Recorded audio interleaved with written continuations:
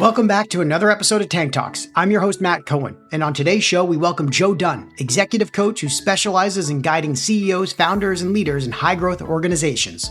Joe and I discuss his journey into coaching and how he transitioned from high-growth startup world into becoming an executive coach for young founders. We dig into some of Joe's coaching strategies when dealing with young leaders and how his coaching style sets him apart from the other CEO coaches out there. We cover how Joe balances emotional and rational responses when coaching young founders who are struggling to find ways to drive company growth and personal development as a leader. Lastly, Joe explains how surfing around the world with his son changed his perspective on mentorship, parenthood, and life in general. Now let's jump into the tank for this week's interview with Joe Dunn. Thanks for joining us in the tank today, Joe. Happy to be here, Matt. Looking forward to it. Thanks for inviting me. You know, Joe, you are an executive coach to many great CEOs and founders and technical leaders in especially high-growth tech companies. And so you've dug into a lot of the nitty-gritty of behind the scenes and what happens at the leadership team. But before we jump into that stuff, I would love it if you can give our audience a brief background on your journey in technology and startups and how you made your way into the coaching world. Sure. Yeah, I'll try and keep it short. It took a long time, actually. So I had a 20-year, pretty classic startup career. I did computer. Actually, I was in a startup before college. I did computer science at college. I was in a startup after college. I was a pretty good engineer. But I pretty quickly discovered I wasn't a super great engineer. I wasn't a 1% engineer. I liked the idea of managing. I just thought the weirdness of trying to get software done, correctly on time was incredibly interesting. And at that time, nobody knew how to do that. It was like a wild idea that you could do that. So I started managing people pretty early, went through a bunch of companies, and that ended up with a company called Macromedia back in the 90s. We went public, and I was on the exec staff of that company for 6-7 years. And that sort of phase of my life ended in 2000. And I quit. And I thought, great, I'm done. I had 8 or 9 years pulling on threads. I did some writing. I did some surfing. I did a lot of parenting. Decided to get back into the industry, 2009, something like that, and had a bit of a sort of random walk, which I won't bore you with the details, but it did include doing an augmented reality startup. For about 6 months, I thought augmented reality was a good thing. I still think it's a good thing. It's just at that time it was very early. Anyway, so at some point, I was having a conversation with a couple of founders about their startup, and they said, "Oh, this sounds like a coaching conversation." And I thought, I don't know what a coaching conversation is, but it's a good conversation, so I'm interested. So I found an acquaintance who knew somebody who was a professional coach, and they said they turned me on to the fact that it's a thing, and you get paid for it, and that seemed good. So after thinking about it for a couple of months, I put up a website and I contacted my network, which by that time was quite old. I mean, by that time I'd been out of the industry a long time, and people slowly started showing up and said, "Oh, so that's good. Well, why don't we try it?" And so I tried it, and they tried me. And right from the very beginning, I just loved it. I just really enjoyed the fact that it's about people. I enjoyed the fact that I get like a hit of startup energy from every conversation, but I don't have to deal with anything hard. I don't have to deal with bug lists and feature lists and getting stuff out the door. I just get to help people with the really interesting stuff, which is how startups help you grow, how they push on your personality, how they push on the things that you wish it wouldn't push on. Yeah, it's interesting.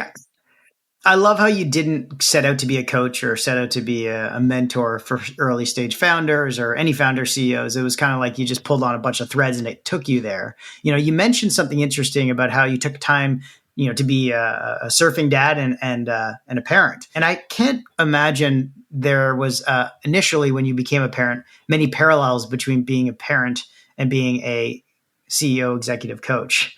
But man, oh man, as a young parent myself, I can't believe how many parallels there are, especially in just terms of the duration at which it takes to see changes, obviously, but also there's a lot of things that happen very quickly. Can you give us some examples of what inspired you to transition into coaching young founders and the parallels between parenthood? Yeah, it's a great question. It's kind of uncomfortable how close the parallels are, actually. It is, yes. Young founders, it just sort of went that way. So I think it goes like this. Towards the end of my career, my operational career, I did a .com. I built a .com with inside Macromedia, and the people who were doing that were about 15 years younger than me. So that in itself is an interesting story. I sort of wandered around the building and I found this group of people who were 15 years younger than me, and they were like, "This web thing is kind of enormous and kind of incredible, and we can do all this weird stuff with it." And I was like, "I love you guys. That's great." So by the time I started putting my coaching website out, those people were, founding companies or they were investing in companies and stuff. And so I tended to find people that way. And then those are just the people I like. I just like people finding things to do, founding companies for the first time, making this transition from whatever, being like a Twitter engineer to deciding they're going to have $1 billion company. I just think it's a fantastic transition. So I've just stuck with it, and people keep finding me. I have worked in larger companies. I worked in Airbnb. I worked in LinkedIn. I worked for Pinterest. And it's a different style of coaching, different issues. And I just enjoy the. It's not really chaos, but the sort of energy and the growth that happens in the first few rounds of funding and going from 10 people to 500. Mm-hmm. Yeah, it's the crazies. It's the crazies, yeah. And the parenting, yeah, it's scary, right? And so, how do you get somebody who doesn't want to do something to do it? Right? Like, that's what founders want to do. One that comes up a lot is I have a boss who's a founder who's very charismatic, and I want to take care of them, but they keep being rude to me. Like, they keep pushing me around. And that's like, okay, so you're enmeshed with this person. And then it turns out that's very like having a 13-year-old at home, right? You don't want to tell him how to do hard things, but you have to for his own good, right? And so you need to tell the founder, like, stop, you can't talk to me like that. And you need to tell your 13-year-old, like, yeah, no, the PS5 is going off now. And deal with the repercussions afterwards. But yeah. Well, have the courage to have a very direct conversation, but do it in such a way that indicates that you care and that you are not breaking the relationship and all of those things. Probably the number one issue I deal with is people saying, like, oh, I want to fire this person, or I want to level this person, or I don't think this person's doing a good job and I need to talk to them about it, but I'm going to leave it. And it's just like absolutely universal. Yeah. I mean, let's talk about those, because a lot of the things dealing with emerging leaders and managers and founders is about communication, right? They've got so many amazing ideas in their head, but they're just not experienced enough at articulating them to people around them. So it all starts with communication. As a coach, what strategies do you use to accelerate the growth and learning of these early founders and CEOs when they're dealing with such a fast-paced environment? To some extent, the environment dictates the speed. I mean, and the way that shows up is things will show up that just have to be taken care of. The job of the coach, I think, is to isolate what's happening that's causing some particular issue to be problematic, and use that as a sort of lever for personal growth, right? So we'll take a classic one, hiring, right? So hiring everybody needs to hire. It can suddenly get on top of you because you don't have time to do everything. So you need to delegate to somebody, but you don't have anybody to delegate to because you haven't hired, but you need to spend a lot of time on hiring. And so there's a lot there, right? How do you deal with overwhelm? How do you select the people you want to join, which pushes on who you are? How do you set up the process, which pushes on management style and technique?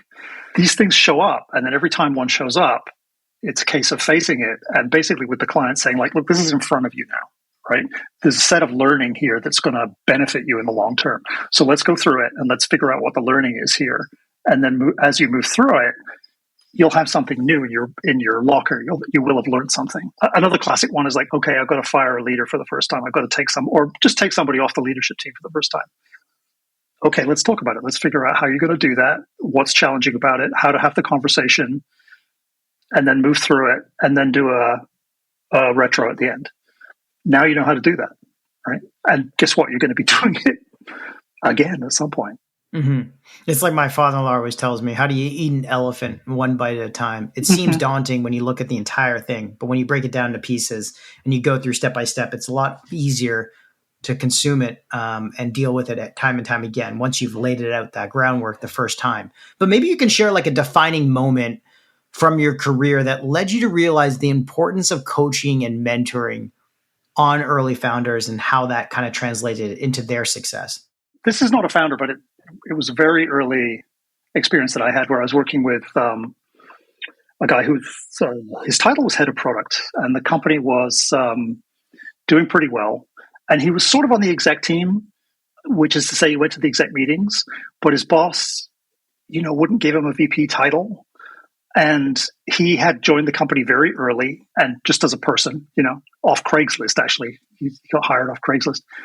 And so he was faced with building a product group, and he was being faced with hiring people who had Stanford MBAs, and they had 4 years at Google and this and that. He was like, who am I? Like, how can I be VP of product? I don't have that background, and how can I hire these people?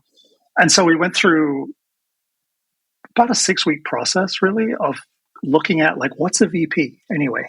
What do you need to do to be a VP? What's an executive level leader look like? And why is it not you? Like, what do you not have? He ended up sort of getting over this chip and getting over this hump, hiring these people, the MBAs, and getting the VP title. And he's gone on to have a very successful career. And it was like the first time I'd seen, 2 or 3 coaching conversations challenge beliefs that somebody had about themselves and just turn them upside down. And I thought, oh, this is good. Can't wait to do that again. Right. When the person basically says aha to themselves when talking about themselves and looking at themselves is a moment that you cherish and revel in. Yeah. I mean, another one, which is sort of trivial, is a founder. It's not trivial, sorry, but it's small, but sort of powerful. There was a founder who was always getting to arguments with his leaders, right?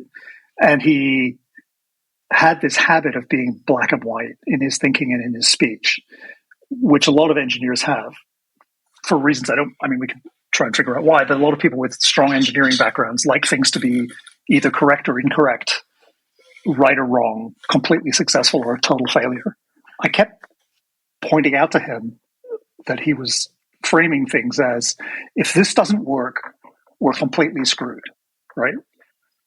And I'd be like, what happens if it doesn't work? Like, what are all the other things that might happen if this project doesn't actually land on time? And notice that the only way you're thinking about this is it either works or it doesn't. Now think about the pressure you're putting on the team there, right? Every time you have these conversations that goes like, this has to work or we're screwed. Think of the anxiety you're transmitting, the narrowing of the options you're giving your team, all of the different things that you're doing by speaking this way and thinking this way. And when I drew it on the board, I had a big whiteboard. You draw it on the board. It's like this or that. You can't see it on the podcast, but they're way apart. And you lose all of the space in the middle. And that was one of those sessions where he looked at it and he was like, oh, I do that all the time. And I wasn't allowed to say it, but in my head I was like, yeah, you do that all the time. It's an interesting approach. Yeah. There's a lot of white space in between black and white that a lot of people don't assume as being beneficial to them or building upon for the next outcome, because they think it all ends there if they don't see the project to a successful completion. That seems to also help transition entrepreneurs to a leadership role to be able to effectively manage their teams. What other unique approaches do you try to apply to help these entrepreneurs graduate into the leadership roles in these fast-growing startups? The thing I'm always trying to do with leaders in growing startups is to figure out what the next level of thinking is in the issue that they're dealing with. So perhaps it's goal setting. So here's an example. So perhaps they're thinking about who should be on the leadership team. Okay, that's good. Starting to figure that out. So the question is, who's going to be on the leadership team in 2 years? Who's going to be on the leadership team in 3 years? Say you're at $20 million revenue. Who do you want on the leadership team when it's $100 million? And pushing that kind of question to have them think about their role being 3 years out, and in terms of abstractions rather than right now, and in terms of people, is a kind of template for doing all of this stuff, for doing all of the approaches to what they're looking at. Product quality. Somebody will decide that product quality is something they really want to focus on. Okay, great. So taking it up a couple of levels, what does that mean to the company? What's the company value that product quality is a part of? What is the larger issue that you're trying to solve here? And so you're trying to do that all the time with people in growing companies. You're trying to sort of push them out of what's happening in the next few weeks and what's happening on a specific issue into how does this fit? How does this fit in the culture? How does this fit in the strategy? How does this fit in the vibe that they want to create? So they're aware that they're building a bigger thing all the time. Interesting. You talk about how also you spent a lot of time surfing before parenthood, but you did some surfing with your son. I believe you actually spent a lot of time surfing with your son. How has your experience surfing around the world with your son, changed your views on mentorship and how life experiences change the trajectory of people's professional lives? My son did a certain amount of boogie boarding at Ocean Beach in San Francisco when he was fairly young. He was like 10 or 12. And there were several moments where he would take off on a fairly large, sort of head highway at Ocean Beach and just disappear. And I don't know if you know Ocean Beach, but it's big, right? So this, the kid you'd hear this kind of like, wow, and the kid would disappear and then you wouldn't see him for half an hour. Right? The learning there was like, he's going to be okay, which I think is kind of important. So you're saying let them go on a leash without actually pulling on it too tight, but knowing that you're there just enough to save them is kind of like how professional lives also evolve. Like failure is good, yeah, but not enough to kill you. There's a degree of wildness that I've always enjoyed about surfing, and I think without stretching the analogy too far, there's a degree of wildness in startups, which I just think is exhilarating. Maybe that's the lesson from all the traveling and stuff, that the wildness, the wildness in startups ended up for me pulling me back and going and sort of telling me like, yeah, you don't have to surf all the time. There's this kind of crazy creativity that happens in startups that's vibrant and exciting. And it's important sometimes to reframe it that way because these things can be terribly tense, right? These things can be, the stakes are high, the confrontations can be tough. And it's sort of important to remember why you're doing this. You're trying to do this very difficult thing, this crazy thing of getting a bunch of people to build something that hasn't existed before. Yeah, so maybe we can kind of double click on your style of executive coaching and how it differentiates from others. I've had executive coaches. We obviously have a lot of our CEOs working with executive coaches like you. Everyone has different styles. Some people try to be a therapist. Some people try to be, a professional, career progression coach, and others just try to make them better people overall in their lives, in both personal and professional, whether it be good partners, good siblings, good children, but also good managers at their company. What's your kind of coaching style, would you say, that differentiates you? I like to be very eclectic, and I like not to be bound by sort of expectations about what coaching should be. I'm happy to be directive at times, which if you've done much if you've looked at the world of coaching much, is generally thought to be not coaching. Like if somebody says, what should I do in this situation? The coach is never supposed to say, well, I think you should do this. And there are times where I think that's just helpful. I think at times it's helpful to say, yeah, in this situation, there's a way to do it, and it'll save you time if you do it. And so why don't you try it? Exec staff meetings. So when companies get to like 50 people or so, the question arises, should we have a leadership team? Answer, yes. Who should be on it? Well, let's go through that. That means some people are not going to be on it that want to be on it. Yes, you're going to have difficult conversations. Should we have a leadership meeting? Yes.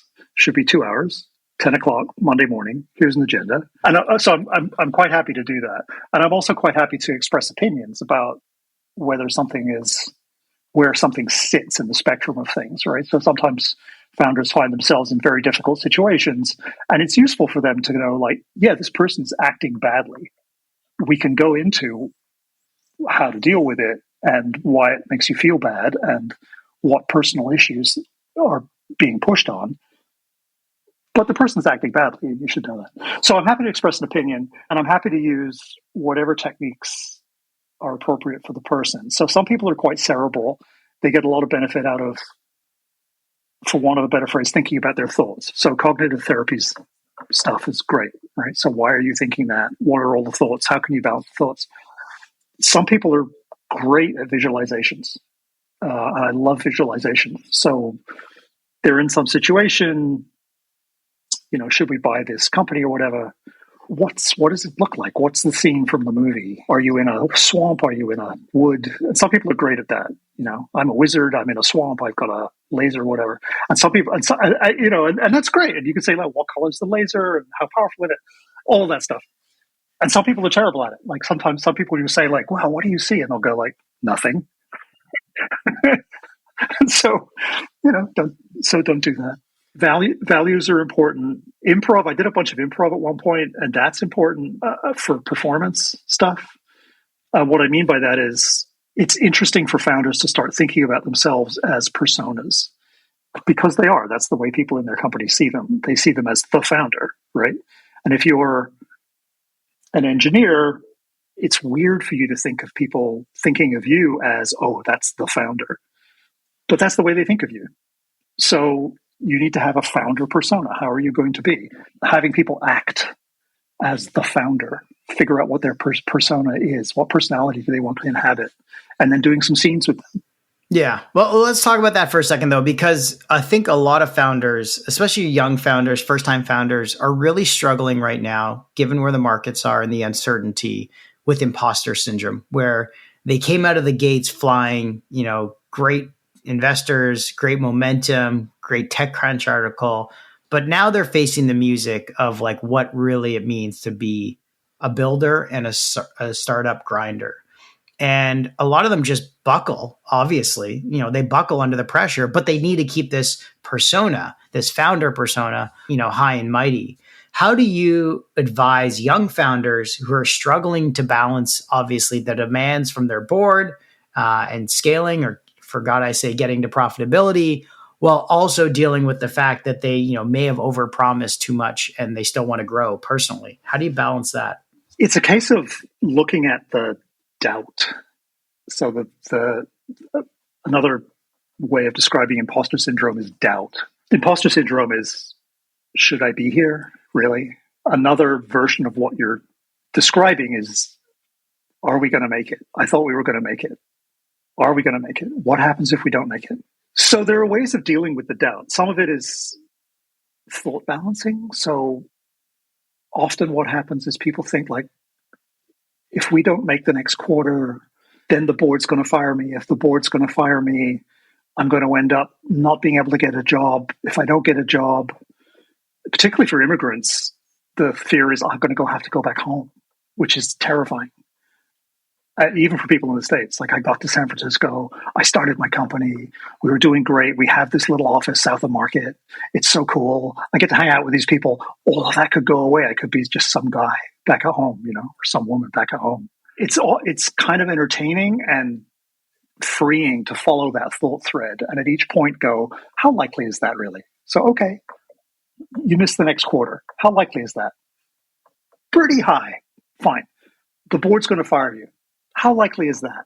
Well, I mean, there are situations and there are situations, but you can look at that. You can say like, well, I have good relationships with these people. I have good relationships with these people. So far, it's been great. Likelihood, I don't know, 5%. All right. Let's say they do fire you. What's the chances you never get another job in Silicon Valley? Very small. So what's the chances you're actually going to end up back at the hometown, like teaching at the high school? Like it's zero. And so that sort of thought balancing is one way of approaching the doubt. And the other way of approaching the doubt is to look at what's driving you to do it in the first place. The analogies are all about sort of mountain climbing and journeys and marathons. You're in mile 16 of the marathon. Am I going to make it? Am I going to make it? I mean, if you keep putting one foot in front of the other, yeah, you are. So there's a kind of sense of looking at what are you going for? How are you going to get there? Yeah, you're going through a flat spot.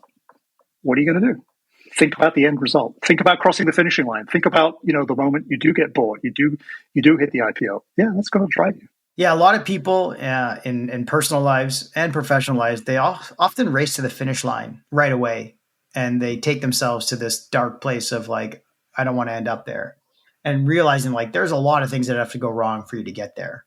But there's only a few things that have to go right for you to not get there. A lot of young founders, especially with us at Ripple, we're leading pre-seed, pre-revenue, sometimes pre-product companies.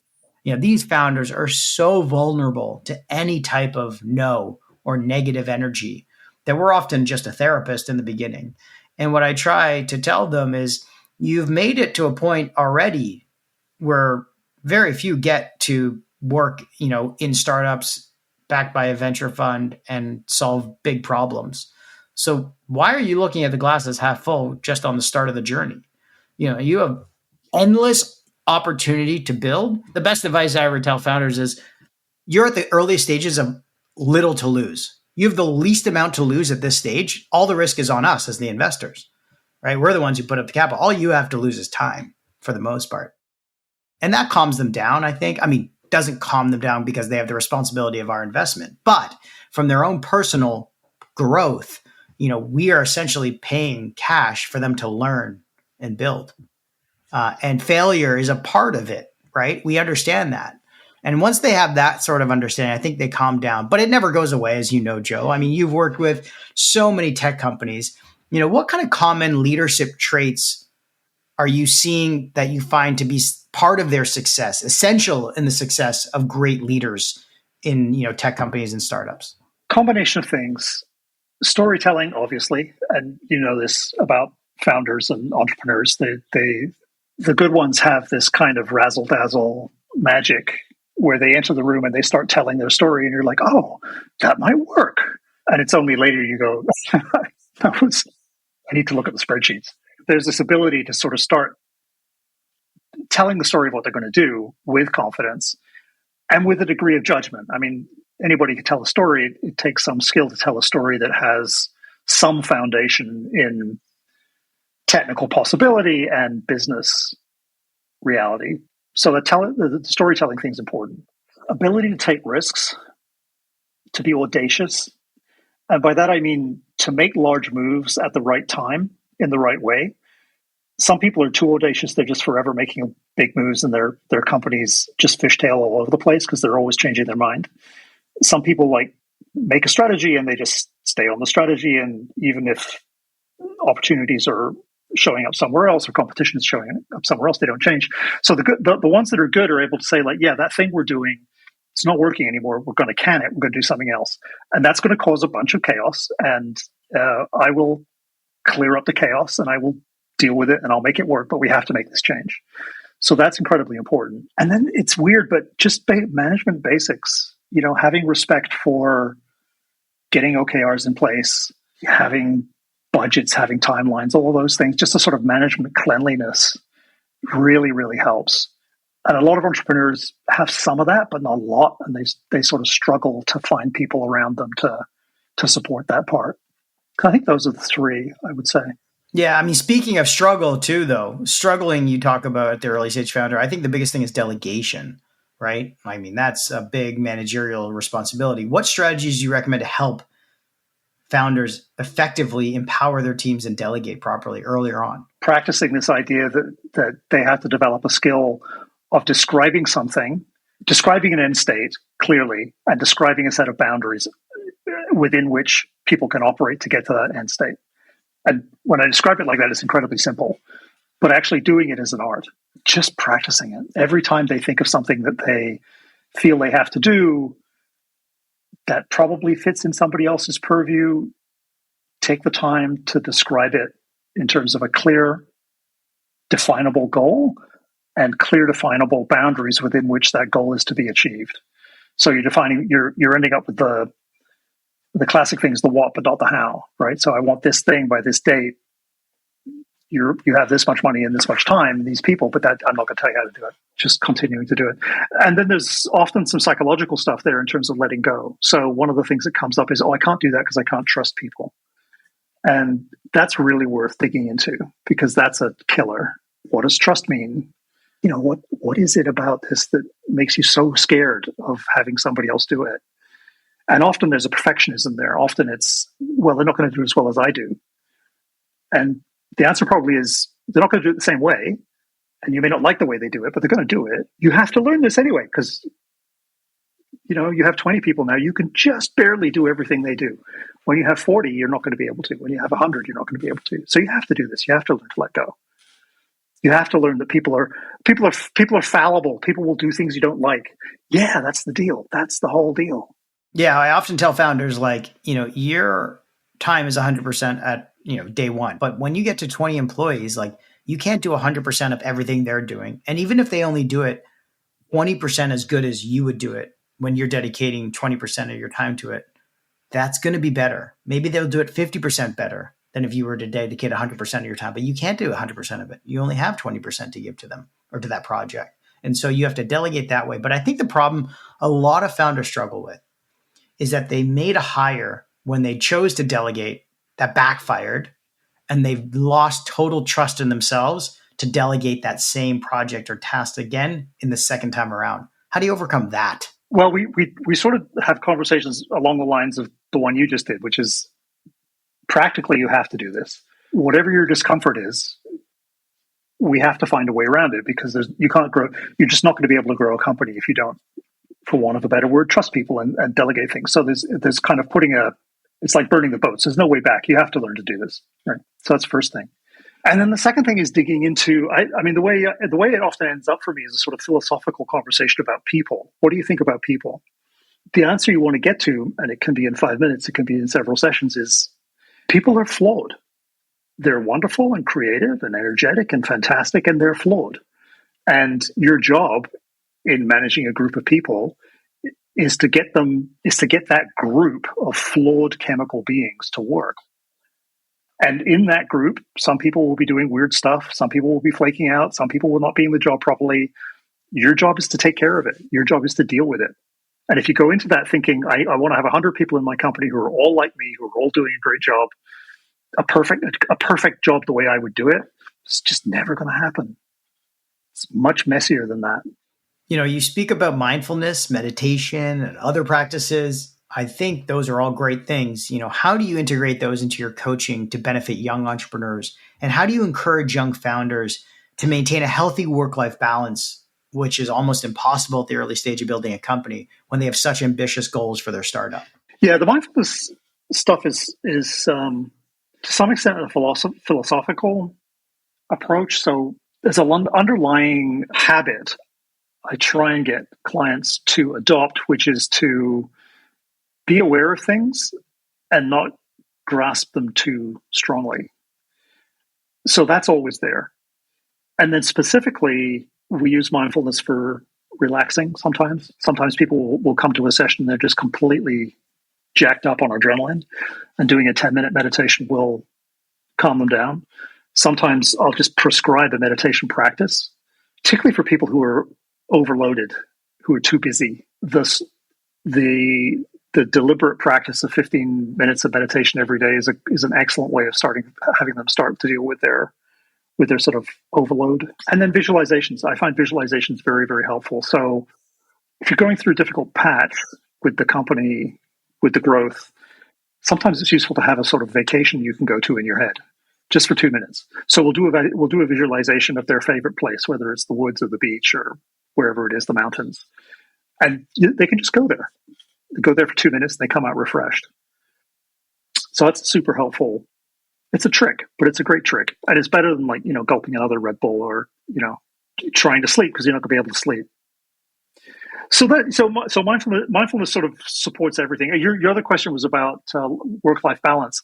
I'm not a huge fan of work-life balance when you're doing a startup. I think I think trying to have that as a goal on top of everything else is just hard.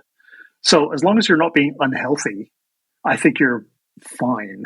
So when people start saying like, oh, I can't sleep, like I slept 2 hours last night, or I forgot to eat dinner, then I'm like, okay, great, now we got to talk. But if they just say like, I'm tired and I'm working 70-hour weeks, I'm like, yeah, well, if it was easy, everybody would do it. That may sound callous, but it's not intended to be. It's a hard thing to do. It's like, if you want to be a world-class athlete, you got to work. Yeah, it's a hard thing to do when everyone else is judging you based on your Instagram profiles, right? And I think that's where a lot of people are like, why can't I either get rich quicker is one thing that they have to overcome, and why can't I do the least amount of work for the most amount of gain is the other thing I think people just need to throw out of their vocabulary. But there are some misconceptions too that a lot of young founders struggle with when it comes to even just being coached or being mentored. How have you been able to overcome these misconceptions, or what are the misconceptions a lot of young founders come to you with about just being coached or mentors that you've had to overcome with? It hasn't happened very much. I think primarily because by the time I'm talking to people, they've already got through the barriers of maybe I should talk to somebody, maybe I'll talk to a coach. What do my VC say about coaching? They say it's a good idea. What do my startup buddies say? They say it's a good idea. Okay, I'll look at some. This guy looks interesting. Okay, I'll talk to him. So by the time they talk to me, a lot of filters have filtered out people who are like, I don't think coaching's any good, or I don't know what it is. So I don't see that very often. The main misconception I get is there's a magic way of doing things that I have that I can tell them, or some coach has, or some mentor has, that will help them out. So one of the questions is, I'm a CEO. You've seen lots of CEOs. What do I need to know that I don't know? And the way I ended up writing that down was there's no magic book. I wrote a blog post about this. There's no magic book. If there was a magic book that told you how to be a great CEO, somebody would have written it. And being a CEO would be super easy. And it's not. The answer is everybody's making it up. Everybody has their own style. Everybody has their own way of doing it. You get to invent your own way of doing it. And that's part of the joy of it. So I'll help you. I'll give you some advice. We'll work through some issues. But do I have a secret that is going to unlock your progress with a wave of my hand? No, I don't. I'm sorry. You mean you don't have a Bill Campbell $1 trillion coach book in your back pocket? I don't. I mean, I could write one, but it still wouldn't help. I mean, that book exists, and that still doesn't help founders. Right. And I think what the book did for me when I already had coaches, which it just reinforced the fact that even the greats still need coaches and executive support when they're at that level. Not like there's just a quick formula to fix it, but it reinforces like this isn't something that goes away, but it's something you continue have to work out on, like your brain, your muscle, your communication skills. You continually need to fine tune it and grow with the responsibilities that come with being a leader, and to strengthen yourself as you become more effective as a leader. Last thing I'll ask you, young founders are driven by passion and determination. How do you ensure that they keep focused on their long-term strategic thinking without being distracted by some of their passions and some things that they're overly obsessed with, by staying focused on the task at hand, which you've said before? Often it's a thinking thing. It's a style of thinking which is very sort of, it's like a ball of threads. They start thinking one thing and that leads to another thing and that leads to another thing and that leads to another thing. And so they're forever chasing these threads of thoughts. We slow everything way, way, way down, and try and get the client to distill exactly what it is they want to say it and don't say anything else. And this is where the improv stuff comes up sometimes. I end up being a sort of, or sort of stage director where I'll say like, okay, what are the goals for Q4? And they'll go, well, the goals for Q4 are like this, but we could do this. And there's this other thing. And I just had this idea. And I'll be like, no, stop. I'm sorry. What are the goals for Q4? It's like working with a film director who says, like, you're not allowed to improvise. You've got a line. You say the line. You think the line. That's it. So that's one way of dealing with it. And the other way of dealing with it is just constantly going back to, what are you going to be doing 3 years from now? What are you doing 2 years from now? What are you doing 1 year from now? How does what you just told me fit into that structure? Because if it doesn't fit into that structure, we have to talk. No, it is, again, like breaking it down. You can have that long-term vision part of your brain turned on at some times, but other times you need to carve out specific times for action. When that action button goes off, repeat the line. Like, don't try and veer too far off in the short term, especially when things need to get done. There's a pitfall that happens very frequently where founders will riff on stuff in front of teams, and then they'll be shocked 3 weeks later when the team shows up and said, we built that thing. And they'll be like, no, I didn't mean to build it. I was just shooting the shit, I love that. The old town hall riff that ends up taking over like 6 weeks of product time. Yeah, or they drop by somebody's office if they have an office, and they'll be like, hey, I just want to talk about this. And then, they've gone off and hired people. And yeah, I got to ask, looking ahead, do you foresee AI coaches in your pocket taking over? Do you foresee people saying, screw this, I don't need, to be a manager. I can just have my AI chatbot manage them on my behalf. What do you think about trends happening in the tech startup space, and how are they going to change the way, people communicate with each other, and the way that CEOs become leaders? The sort of specific question you're asking is, do I think there'll be AI coaches? The answer is yes. I mean, there's a fundamental question there, which is, will there ever be an AI coach that's as good as a good human coach? I think that's undetermined. If you ask most coaches, they'll say, oh, no, there's something we do that is just ineffably human. We have some insight. And all ChatGPT does is it shifts through like billions of patterns and finds the pattern that's right. And I'm like, well, I think that's what I do. At the moment, I do it quicker than ChatGPT, but that's just a processing issue. So will there be chat coaches? Yeah, sure. Will they be good? Probably good enough. They'll be disruptive in the classic way. They'll be 80% as good as me, but they'll cost 100th what I cost. In terms of trends, yeah. I mean, the AI stuff is obviously just tossing everything up in the air, which is super exciting. And who knows where it's going to end up.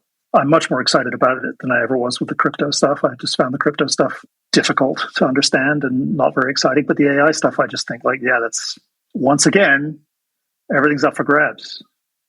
To your point about everybody needing coaching, all over the industry right now, there's people very high up in the industry who are like, Jesus, I built this company, it's worth $3 billion, and all of a sudden, I don't know what I should do because AI is turning the thing upside down. I better get a coach. Platform shifts are scary and exhilarating at the same time, for sure. Yeah. Well, before we wrap things up, we always ask our guests for their fast favorites. So first off, your favorite podcast.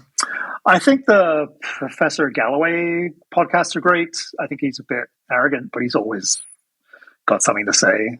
Why do you give him your brain capacity when he's so wrong so often? He just makes me think. So I'm guessing you're not a fan. No, I'm not a fan, but I can't imagine if he ever actually put his money where his mouth with how poor he would actually be. Yeah, it's possible. So I feel like he's a couch critic. That's quite possible. I'm a relatively new listener, so I find his views entertaining, and I find them, they make me think. But that's fair. Fair enough. My guilty secret podcasts are English politics podcasts because I'm originally from England. Yeah, and last year English politics just blew up in the most spectacular fashion, and the English political journalism set couldn't believe their luck. It was just so stupid and so silly and so bizarre, and it still is. And so they just have this sort of jolly satirical flavor to them. So the Guardian, the scripts are writing themselves. Oh yeah, I mean, yeah, you had this prime minister get up and basically say, I'm going to blow the economy up. Fantastic. Next is your favorite newsletter or blog. Benedict Evans. I think he's very smart. Always read it carefully. Makes me think. Old school Silicon Valley guy. Favorite tech gadget? Electric bike. Best technology ever. Specialized electric bike. Especially for the hills in San Francisco. Yes. Favorite new trend? I don't think it's a new trend, but I think I really have greatly enjoyed the way psychedelics have come back in the last few years. I didn't get into them the first time around, and way back when they first started coming up, they were intended to be used for mind expansion and for treating mental illness and this kind of stuff. And we've gone through 50 years and they're back. And guess what? They treat mental illness. It's like, yeah, great. Yeah, exactly. Yeah. 100% agree with that one. And I love the fact that I can talk to I love the fact that I can talk to young founders. And I'll say, what do you do for relaxation? And they'll say, well, take a handful of mushrooms and take 2 days off, And I'm like, great. Exactly. That's the perfect answer. Thank you very much for sharing. I'll see you on Monday.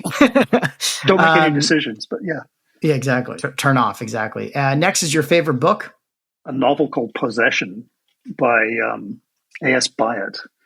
And I don't know why I keep going back to it. It's just a very romantic, historical love story. I'm sorry, it's not very intellectual or deep or anything like that, but it's just a tremendously well told, beautifully well told story. And this one, I think, I mean, coming back to a CEO coach, you've probably got a ton of life lessons, especially as a surfer dad as well. But what is one of your favorite life lessons? Yeah, there's way more time than you think. Way, way, way more time than you think. You get to have endless do-overs and take endless paths and try things, and just way, way, way more time. And to your point about Instagram and the world we live in, the endless message there is you have to do this stuff now, and you just don't. Wow. Very counterintuitive to the instant gratification culture we live in. So thank you for sharing that. And appreciate you joining us in the tank today with Joe Dunn, the founding leadership coach for Cloudbreak. Thank you, Matt. Thanks for listening to another episode of Tank Talks. To learn more about this episode, be sure to go to Apple Podcast or Spotify to find more detailed notes on this episode or to check out previous episodes. Also, if you enjoyed this episode, please leave us a review and a rating, as it helps us out a lot. And hit that subscribe button so you can get notified when new episodes come out. Finally, make sure to give me a follow on Twitter at Matty B. Cohen or at Tank Talk Podcast to stay up to date on new episodes or to be a guest on our show. Till next time,